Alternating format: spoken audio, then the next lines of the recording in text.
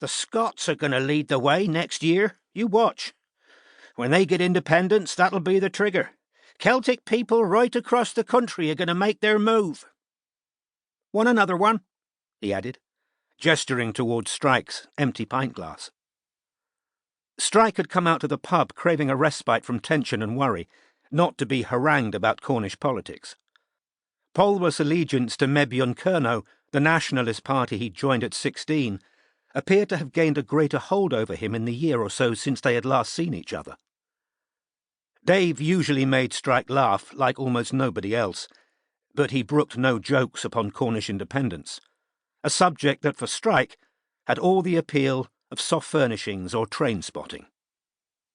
For a second, Strike considered saying that he needed to get back to his aunt's house, but the prospect of that was almost more depressing than his old friend's invective against supermarkets that resisted putting the cross of St. Piran on goods of Cornish origin.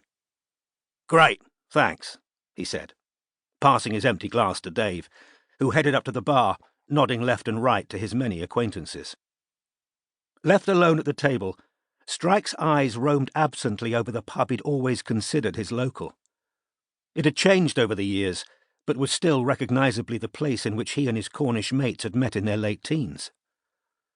He had an odd double impression of being exactly where he belonged, and where he'd never belonged, of intense familiarity and of separateness.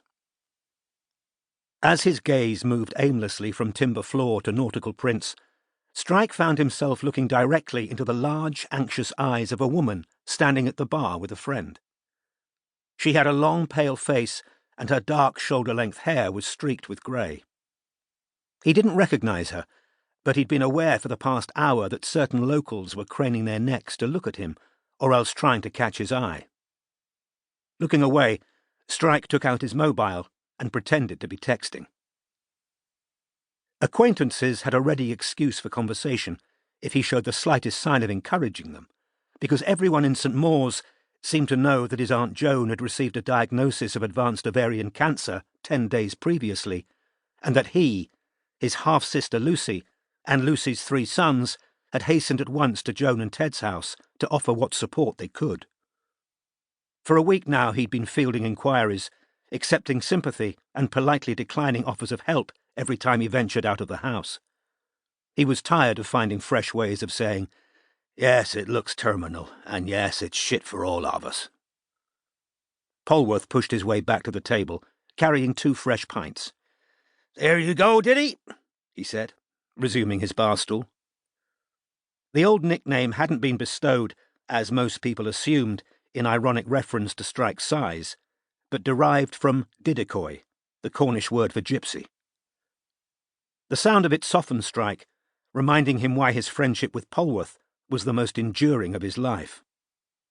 35 years previously, Strike had entered St. Mawes Primary School a term late, unusually large for his age, and with an accent that was glaringly different from the local burr.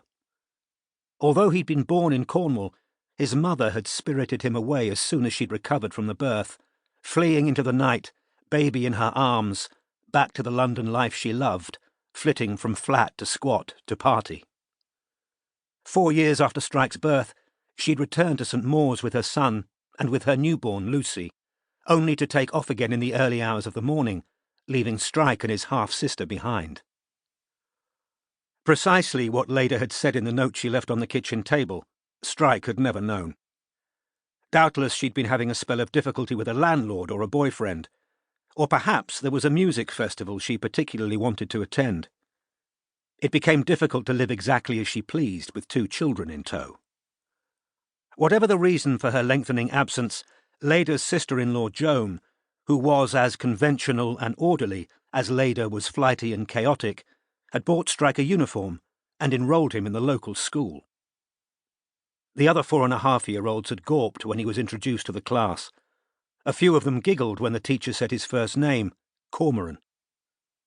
He was worried by this school business, because he was sure that his mum had said she was going to home-school him.